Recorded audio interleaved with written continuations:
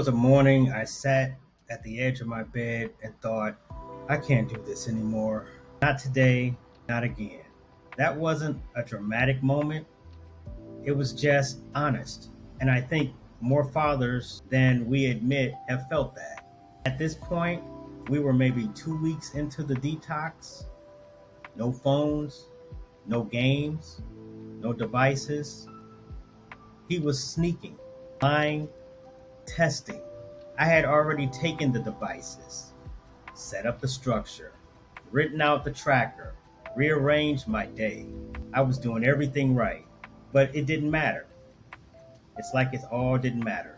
He was pushing every boundary, and I was carrying every emotional weight. His pain, my guilt. His trauma, my exhaustion.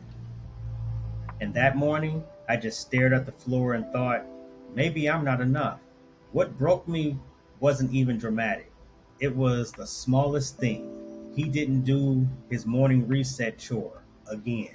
And when I reminded him, he said, all right, that word, that one word, that one word reply, that felt like a slap in the face. And I felt this heat rising in my chest, not because of the chore, but because I was holding so much already. I walked into the bathroom, closed the door, and stared at my face in the mirror. I didn't recognize the man looking back. He looked tired, angry, alone. And that's when I thought I could just stop. Not stop being his father, but stop fighting. Stop trying. Just coast. But here's what pulled me back. On the sink was a crumpled piece of paper, one of his journal entries. It said something like, I feel bad. I want to do better. I don't know how to stop messing up. And it broke me because I realized he's drowning too. His anger was fear. His silence was shame. And he wasn't pushing me away. He was asking me to hold steady. So I took a breath. I walked out of the bathroom and I showed up. Parenting through trauma isn't about being strong. It's about being present, being there, especially when you feel the weakest. It's standing in the fire with your kid and choosing not to burn them with your pain.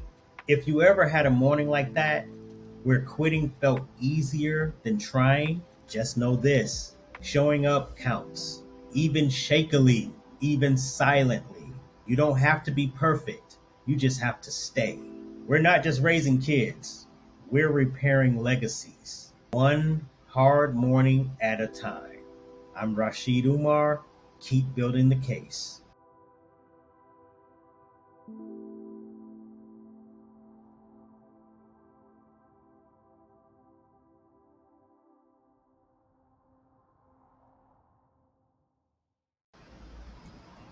On the next episode of Father First, he lied again. And for a split second, I wanted to go full lockdown. No walks, no tracker, no trust. But I paused and made a different decision. Not to go soft, but to rebuild, brick by brick.